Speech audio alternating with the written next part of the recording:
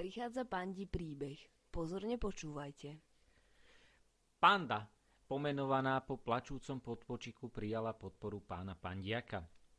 Pondelok Panda piekla potvory premenené pomocou pozitívne pôsobiacej pálenky.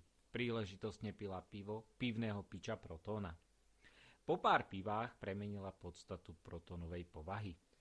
Pozor, pozor! Prichádza Popolvár, prskala Panda. Prináša Pande parádnu pástvinu. Páči, papaj Panda. Panda papala potravu, pekne pritom povzdychávala prstíky, pooblizovala, pivom pripila.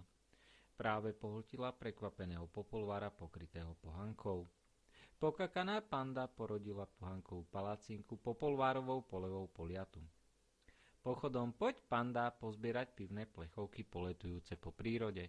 Predsa predstavuješ pravého predátora. Panda packami potlapkala pána Pandiaka, potom padla. Panda privoláva pohromy.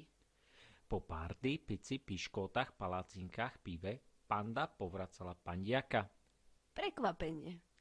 Pandiak povracal Popolvára, Popolvár Protóna, Protón prekvapivo padol. Padla Panda, padol Protón, pod parazolom pršali piškóty. Pre pána! Prichádza Popoluška plná prekvapení. Panda pohotovo Popolušku pohostila pivom. Popoluška prijala pozvanie Pandy. Pod Popolvárom porozprávala Popoluška porno príbeh. Panda pikantne prizerala. Pribehol Pandiak, polapil Pandu, pleskol packou po prdelke. Poď, Panda, povedal. Panda pocítila príval pukancov. Potešená Panda prichádza pomaly po pivo. Pandí príbeh pokračuje.